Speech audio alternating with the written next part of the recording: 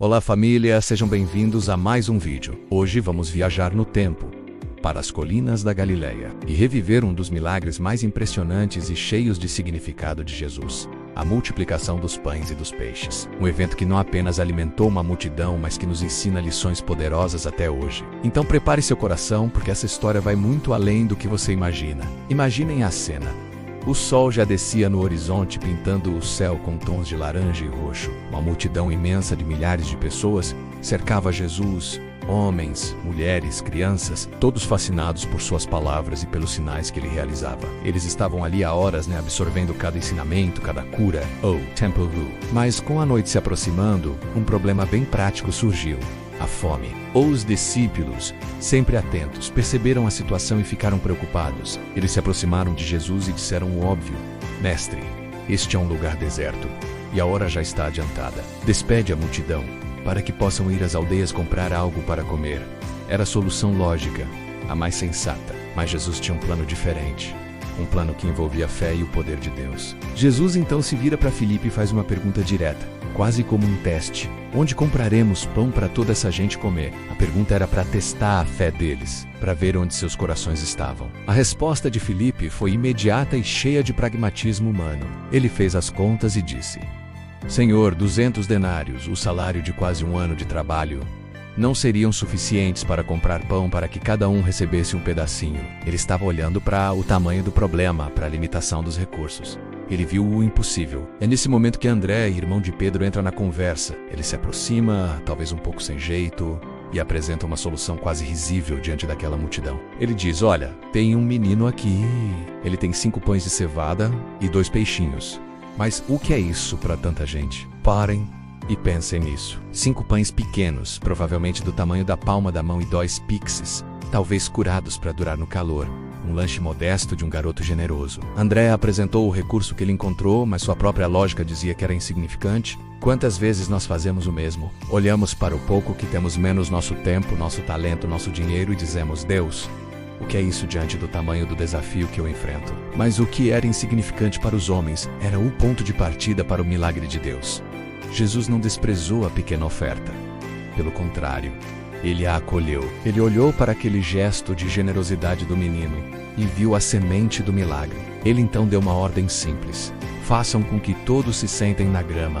Os discípulos obedeceram. Imagine o trabalho que deu organizar 5.000 homens, além de mulheres e crianças, em grupos. Houve ordem, houve cooperação. A multidão, talvez sem entender o que estava para acontecer, assentou-se sobre a relva verde, criando uma cena impressionante. Um silêncio de expectativa tomou conta do lugar. Todos os olhos estavam fixos em Jesus. Então, o momento do milagre acontece. Jesus pega os 5 pães e os 2 peixes. Ele não reclama da escassez. Ele não murmura.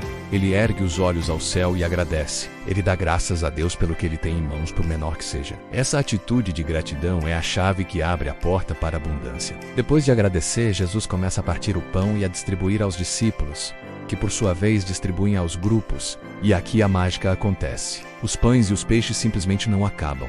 Quanto mais ele partia, mais havia para partir. Quanto mais os discípulos distribuíam, mais seus cestos se enchiam novamente. O milagre não foi uma multiplicação instantânea de uma pilha de comida. Foi um milagre contínuo que passava pelas mãos de Jesus e dos discípulos. Todos comeram, não um pedacinho como Filipe havia calculado. Todos comeram até ficarem completamente satisfeitos. 5.000 homens, sem contar as mulheres e as crianças, o que poderia levar o número total para mais de 15.000 pessoas. Todos foram alimentados fartamente por um lanche de um menino. E quando todos já estavam saciados, a lição de Jesus continua. Ele não permite o desperdício. Ele diz aos discípulos: recolham os pedaços que sobraram para que nada se perca. E o que eles recolheram foi ainda mais espantoso do que o próprio milagre da alimentação. Eles encheram 12 cestos com as sobras.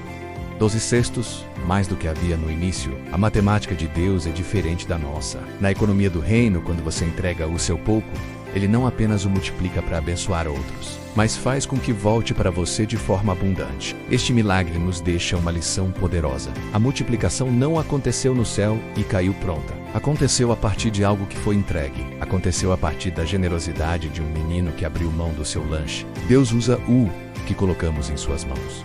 Ele quer a nossa participação. Ele quer que a gente entregue os nossos 5 pães e 2 peixes, o nosso pouco tempo, nosso talento limitado, nossos recursos escassos. Quando entregamos com um coração grato e confiante, Ele faz o impossível. Depois daquele dia, a fama de Jesus explodiu. A multidão queria fazê-lo rei, mas eles estavam focados no pão que perece, na comida para o corpo.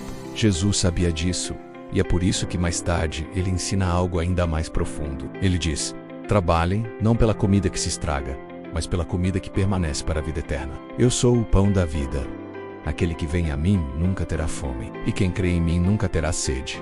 Ele estava mostrando que, assim como ele supriu a fome física daquela multidão, ele é o único que pode suprir a nossa fome mais profunda, a fome da alma, a sede por propósito, por paz e por salvação. A multiplicação dos pães foi um sinal que apontava para uma verdade maior.